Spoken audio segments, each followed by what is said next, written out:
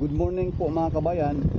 Welcome po muli sa ating panibagong update dito po sa kaabang-abang na Bataan Cavite Interlink Bridge mga kabayan. So sa ating likuran mga kabayan ay masisilayan po natin yung mga kabundok na mga bato na panambak rito sa alignment nitong Bataan Cavite Interlink Bridge, na kung saan ikokonekta rito sa tatawid rito sa Antero Soriano Highway. Magkakaroon di umano rito ng apat na clover leaf mga kabayan. So masilayan natin rito yung mga bato rito na kabundok na. At dito sa gilid mayroon ng bubuhusan na ng concrete cement. So naway samahan niyo po si Forca Studio sa ating panibagong update rito sa Bataan Cavite Interlink Bridge ngayong araw Miyerkules, August 12, 2026 mga bayan.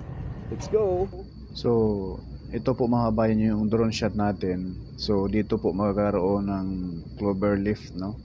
So itong pakanan, yung yan na po yung malaking kalsada na yan. Yan na po yung Antero Soriano Highway.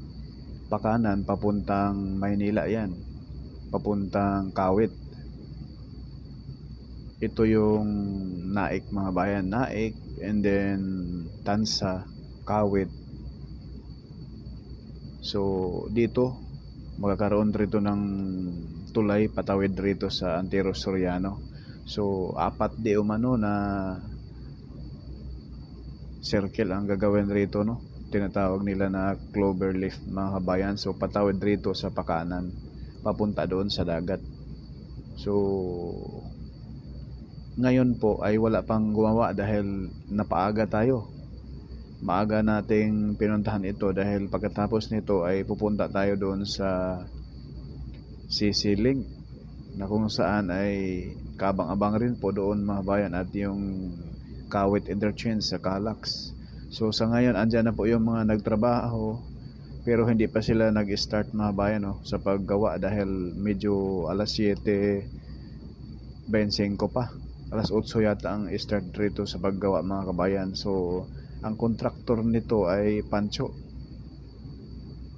dito sa portion nito mga bayan. Nasa 3 billion ang mismong contract dito sa portion na ito mga bayan. So abang-abangan po natin, no? Try nating pupuntahan ang portion ng Maribeles pag maganda na ang panahon ngayon po, kasi mga bayan, ayan, no, habang tayo ay nagpapalipad ng drone ay tuloy-tuloy yung ambon, baga sugal ito.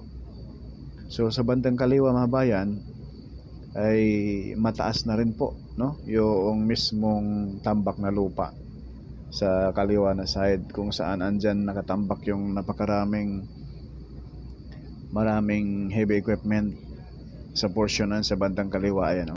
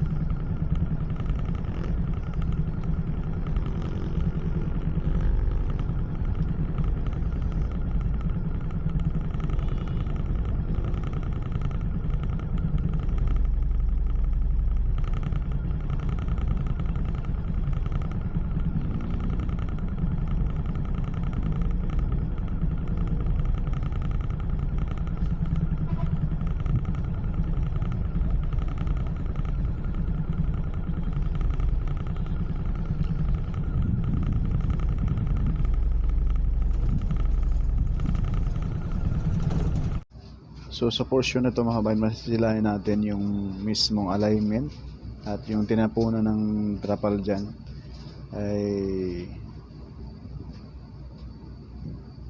posible bubuhusan na yan mga bayan. Ayan po yung alignment doon sa dulo, yung may mga bahay dyan sa dulo mga bayan, yung last update natin last 3 weeks rito ay ngayon ay baklas na. Ayan yung mismong mga puno dyan tinatanggal na po mga kabayan.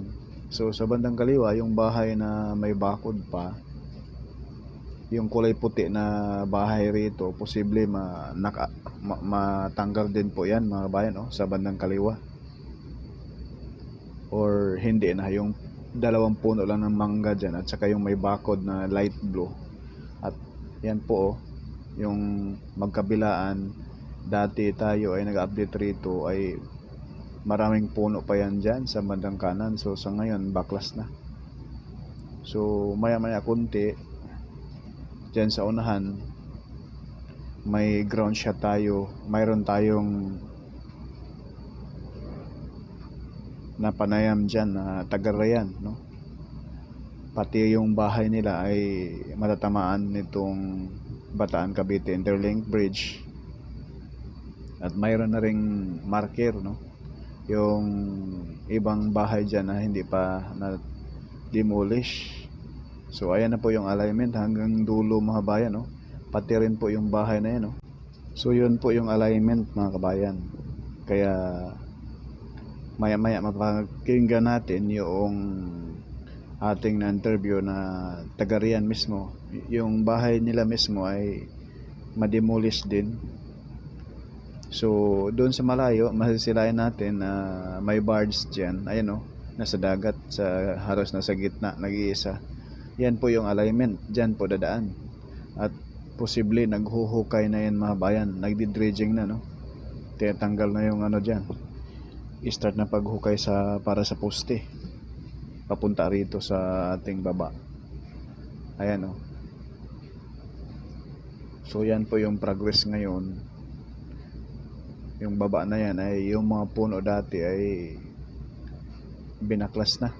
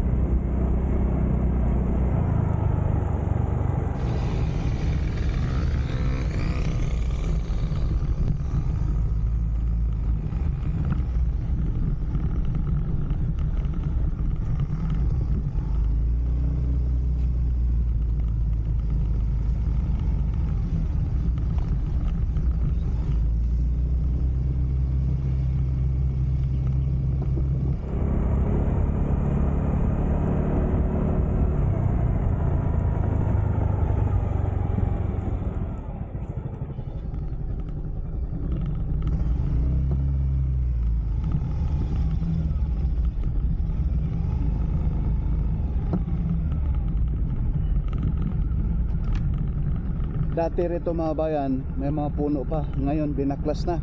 Pati magkabilaan na po ito mga bayan. Ang lapad na po ng na-clearing nila mga bayan. So yung pader na yan na kulay light blue, parang babaklasin din. Diretso po yan.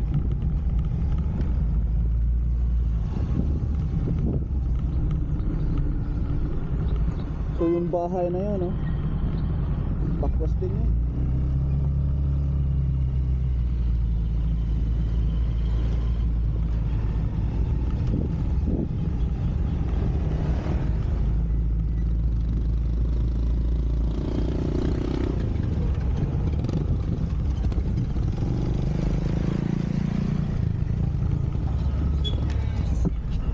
Yung mga bahay mga bahay na dinimulis na, yan pati ito tatanggalin.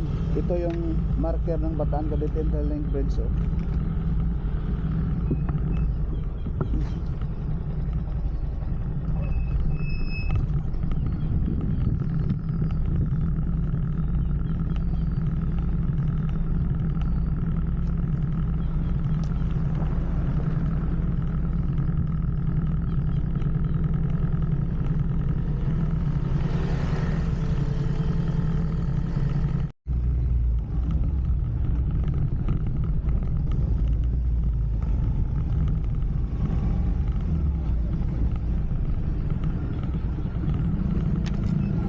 Yan yung mga bahay mga bayan na tatanggalin na pati ito. Bali 1, 2, 4. Nasa 5 bahay pala ito dito. Was out po ito. Yung mga puno tinanggal na.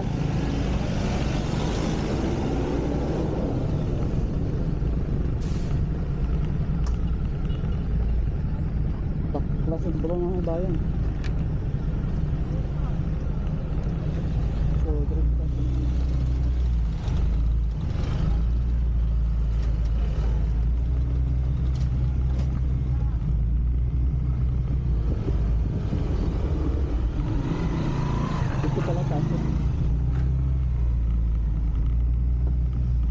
Ito tanggalin to. Pati ito. Tanggal to mga bayan. Ito yung mga bahay na matanggal kabila.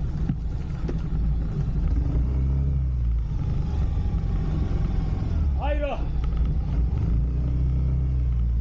Ito.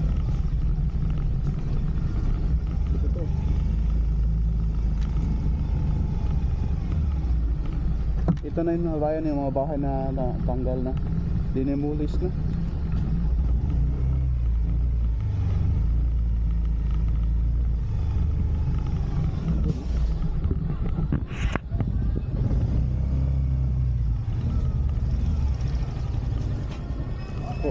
Ito yung mga bahay mga bayan na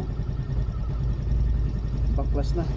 Dahil ito yung matatamaan sa Bataan Cavite Interlink Bridge. Siguro naman mayroon silang nalipatan na bahay, binigyan ng bahay na bago.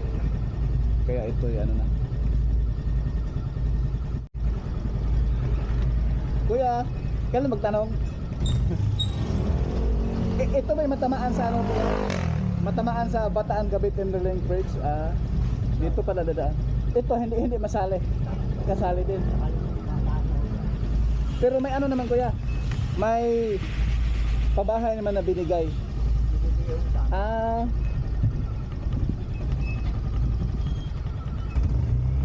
So bago to giniba kuya, mayroon ng malipatan. Meron na. Mayroon na.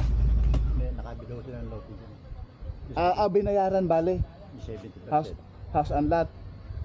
Tapos yung mismo, yung kayo wala pang pero bibigyan naman pabahay. This okay din naman. Din kami babayaran. Opo. Hindi lang namin ng bayad. Okay. Pero may pabahay na. Okay. So anong masasabi niyo po kuya sa project na ito? Sa gobyerno? Saka nyo ito Okay lang naman. ayos lang. Oo. Ayos lang. Para ho mapabilis ang Mapa-unlad yung ating transportation, Ayan. Yan po si kuya po mga bayan ay isa po sa ganito kaya lang ho namin na yung bayad eh. Oo. Pero as na ho ang aming buwan, bayad na lang nila. Oo po. Sila ho, nabigyan na ng 70%. Nabagyan na kaya sila ay dinimulis na kuya. Para ho maibigay yung 30%, para tanggalin ko. At tanggalin na po talaga ang bahay. Para maibigay yung pastuhan na 100. Oo. Pero meron na silang nili pa rin doon dahil nakabili na silang lote doon. Sa may yung subdivision. Hindi din ako dito. At Nakapagtrabaho. rito lang. Nakapagpagawa rin sila ng bahay. Okay. Kanya wala pa. Wala pa. Ito pala ang bahay, malaking bahay. Yung mga nagiba na ho, may mga bigay na sa kanila. Kanya wala. So, yung giniba na. So, kung hindi pa magiba ay ibig sabihin hindi pa nabigyan ng ano, Wala pa. Sa Wala pa kung- bibigay sa- sa atin. bayad sa bahay at saka lupa. Hindi, bahay ho lang. Dahil Ba? yung lupa ko gobyerno. Sa gobyerno din. Bahay lang ang babayaran nila. Okay. Yung itaas niya, sa Amerika yan. Pati ito. Hindi pa nagiba kaya ano. May second floor no. Wala pa ko rin bayad yan. Wala pa rin bayad. Hanggang doon sa umiibig na yun. Kasali din pala yan. Yung ibig na yan. Bahay. Yung mga bahay na yan. So bali ilang bahay matiyari dito kuya?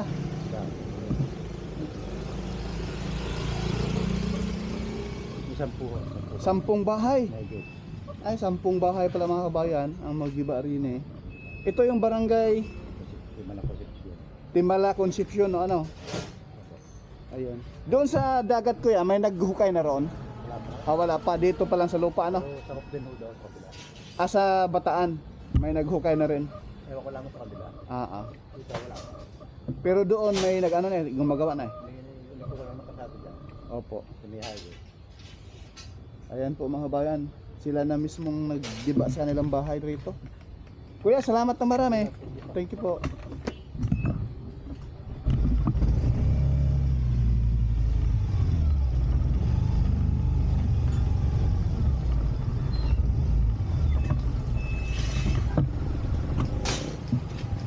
Gagawin, ayan oh.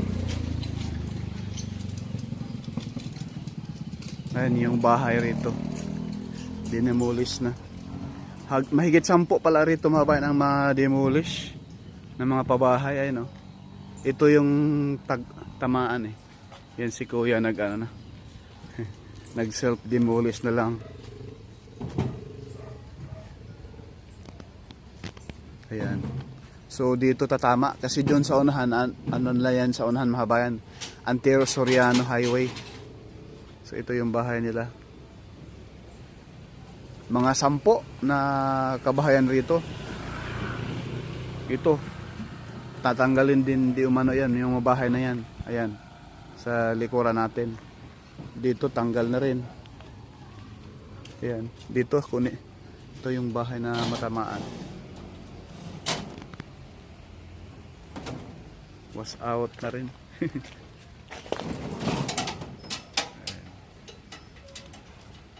So yan lang po muna mga bayan yung ating latest update rito sa portion ng Naay Cavite sa Bataan Cavite Interlink Bridge. Paki-like, share, follow at subscribe. Salamat ng marami.